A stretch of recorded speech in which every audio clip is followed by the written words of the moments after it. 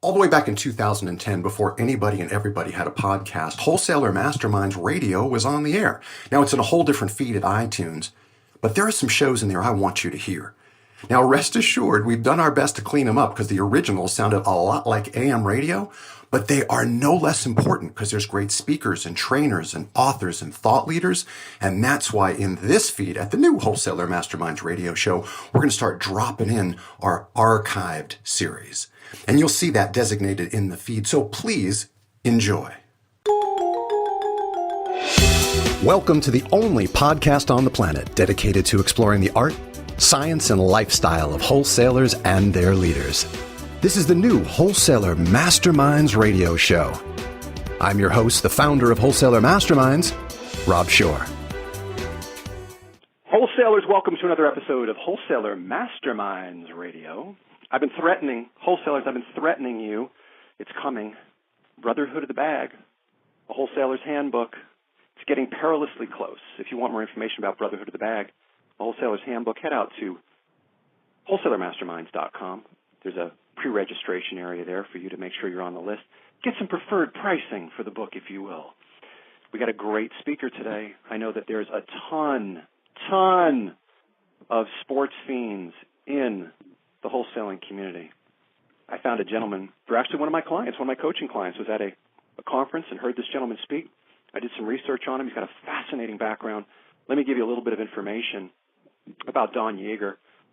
Don is a 7-time New York Times best-selling author.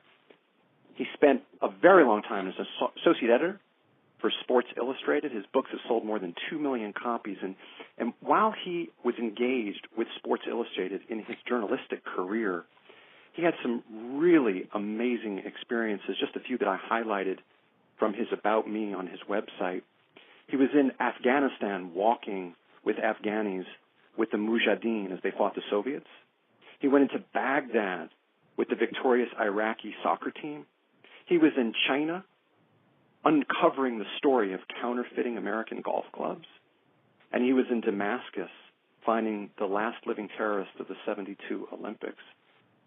He's been all over the media, from Oprah to Nightline to CNN to Good Morning America. Now he's here on Wholesaler Masterminds Radio. Don Yaeger, welcome, sir. Thank you so much. Couldn't have written that intro any better myself. Well, it's very kind of you. So here we are. Your whole theme, based upon the extraordinary experiences that you have had in the sports community, is around greatness. Am I correct in that 30,000-foot assessment? Absolutely, yeah. Rob, so it actually began, almost 30 years ago now, when I was coming out of college, and my father, recognized as a guy who'd chosen to do journalism as a profession, my father challenged me. He said, that just simply by the job you've taken, you're going to end up in the presence of some pretty incredible people. And he said, I hope you'll take advantage of that, and somewhere in your conversations with them, hopefully ask a question that will benefit you. He said, don't always ask the questions that seem to be only good for your bosses or your audience or whoever. Ask something that you'll learn from every one of these people. You should take advantage of that. And so I did. I began a process literally as a rookie journalist coming right out of college in 1984, and I started asking a question about of every great winner I've been with, whether if they could identify a characteristic that helped them get from good to great and stay there, what would that characteristic be? Hey, Don, I'm curious. Was your dad in the publishing business? Was he in the news business? No, my dad was a preacher, and but one of the things he loved about being in that role is that he said that people came to him for counsel, but he often learned as much from them as they learned from him, and that was his whole lesson, was that it was really about listening. Too often it's a lost art, and asking good probing questions and then sitting back and listening can be an amazing gift to yourself, and so that was his challenge to me. Boy, that was a really prescient piece of guidance, wasn't it? Yeah, it really was. And so over the years, I've just kept a whole series of notebooks just on the answers to those questions. And 5 years ago, when I retired from Sports Illustrated, I I sat down with those notebooks and started calculating out what would be the answers that would be most common if there were some commonalities to them, which ones came up most frequently. And I found 16 answers that came up pretty regularly if you ask that question of some of the greatest champions of our lifetime. And we're going to get a couple of those in just a second. But wholesalers, I just want to give you an idea of some of the folks just a couple of examples of who Don has sat down with in his journalistic career. He wrote the autobiography Never Die Easy with Walter Payton, did a book with Tug McGraw. He had a book that he did with Rex Ryan. He spent a lot of time with John Wooden. So Don has spent time with some of the greatest greats in sports history. Tell us, Don, what's at the top of the list as far as an extraordinary characteristic that these phenomenal names embody? Sure. I mean, without question, the number one answer by far that comes up when you ask that question, and we're talking about 2,500 interviews here, so it's a pretty amazing, pretty large subject group. The number one answer is that at some stage in their life, they learn to hate losing more than they love winning. Hate losing. Most of us more than we love winning. Yeah, I want to make sure I get that, and our audience get that. Hate losing more than winning. What? Tell us. More than you love. Hate losing more than you love winning. Okay. All right. That many of us love to win. That's kind of you're kind of wired that way to love winning. But truthfully, at a certain place in your career path, you should get to a level of success where you expect to win. It doesn't surprise you. It doesn't give you the momentary joy that it might give other people. But where you really turn the corner is when you learn to hate losing. And that's where it's, and there is a fine line. And it's interesting when you get with these great winners, you start talking about how does that happen? When does it happen? Almost every one of them can point to a moment when that mind shift occurred for them, and it usually comes down to a realization that they had to give up on excuses. Excuses are the nails that build houses of failure, right? I mean, if you can make an excuse for your failure, you don't own it. It's not yours. It's somebody else's. There's a reason for it. You can blame somebody. And when you take excuses off the table, you learn to hate losing. So the great challenge, and where many of these amazing champions found themselves getting, was when they got to the place where they could say, I am no longer going to make an excuse. When something doesn't go my way, there's going to be a lesson learned from it. Michael Jordan, in one of my conversations with him on this subject, had a great line. He said, a loss is not a failure until you make an excuse. And I love that line. A loss is not a failure until you make an excuse. And so the truly great ones take excuses off the table, and when they do, they learn to hate losing. And that becomes the tipping point. That's their tipping point. That's when they realize, you know what, okay, I expect success. It's nice, it's pleasant, it's not, but it doesn't give them, that ridiculous overflow of joy that it does give some people, because they were counting on it. But where they've really learned to grow is in moments where they had to take excuses off the table when things didn't quite go their way. I think about this in our business careers kind of on a continuum. We start out in our career just wanting to get to the mountaintop of winning. Right. Right. We spend years just trying to get to the mountaintop of winning, and now you're saying that the pinnacle comes from a whole different analysis. It's a different mountaintop. Interesting. Right. It's a higher plane.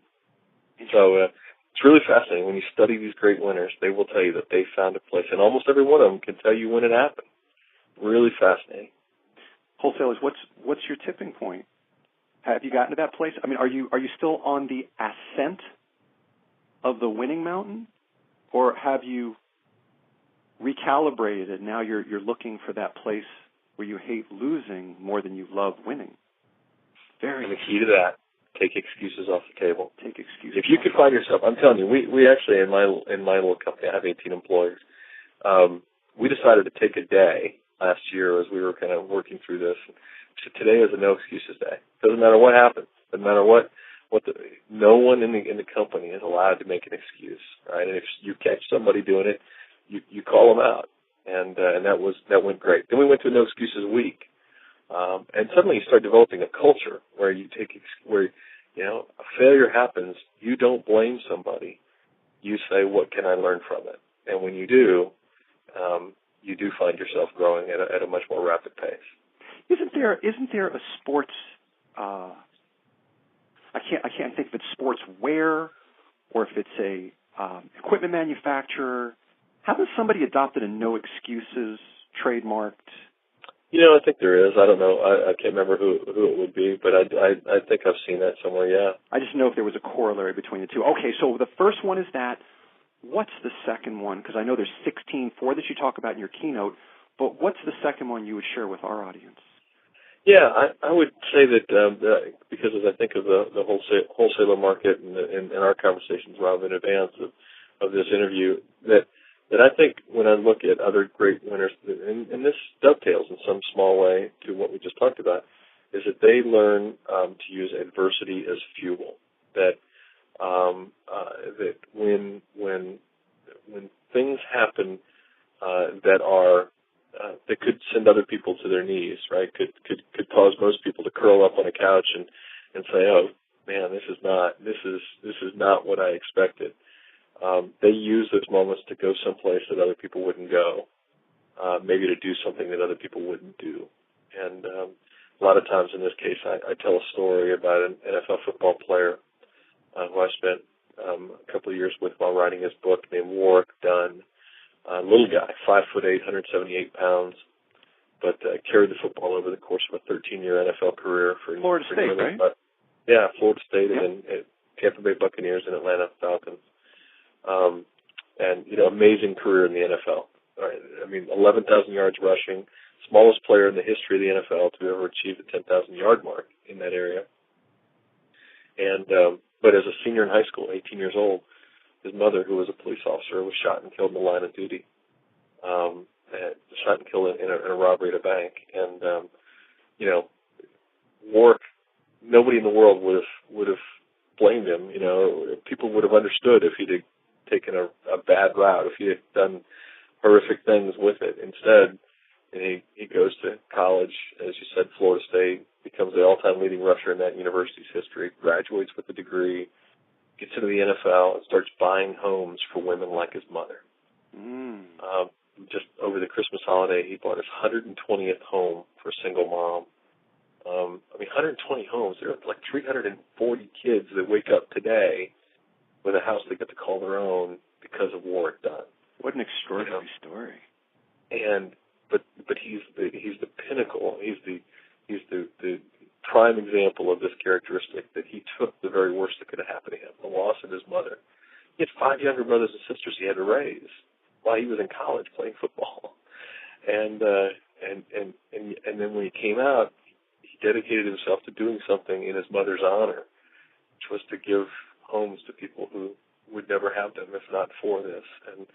And every time he holds up a set of keys, he gets to say to them, today you lived my mother's dream.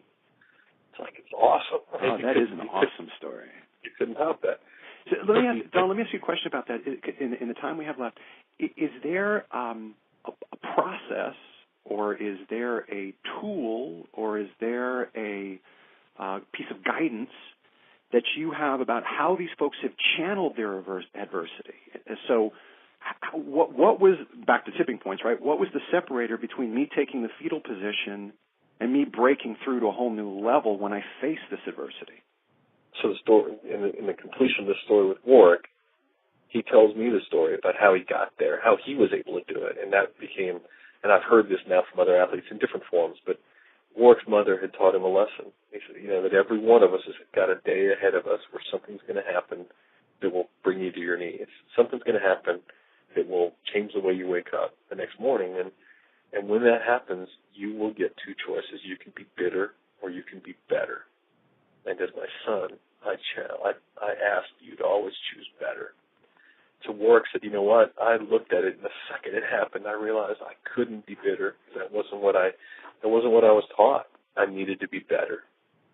So as simple as that sounds, the phrase resonates. If you think about it, okay, man, trust me, you're talking to a cancer survivor here. I get it, right? And 9 years ago, they told me I had cancer, and I was thinking about it, bitter or better. What am I going to be? What is the, could I sit and go, wow, God, how can you do this to me? Or could I say, what am I going to? How am I going to change? What am I going to do to impact my environment that allows me to be better? And it's a pretty simple choice.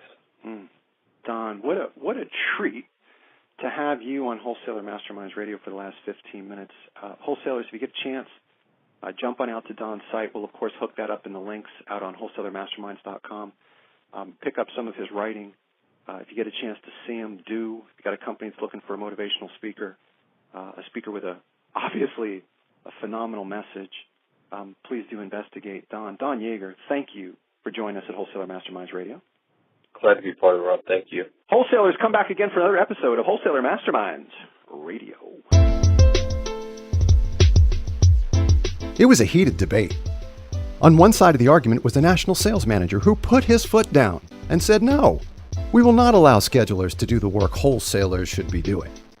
On the other side of the argument was the long-tenured, successful wholesaler who argued that having a scheduler was a huge efficiency and productivity gain for her business. So, who was right? Well, they both were. At Wholesaler Mastermind Schedulers, we believe that the first contact to schedule a meeting with a prospective advisor or COI should most effectively come from you, as your voice should be the first that they hear. We also believe that for your existing advisor clients, we can save you a ton of time and make you much more effective by letting us do the scheduling. To learn more about Wholesaler Mastermind Schedulers, visit us at wmmschedulers.com.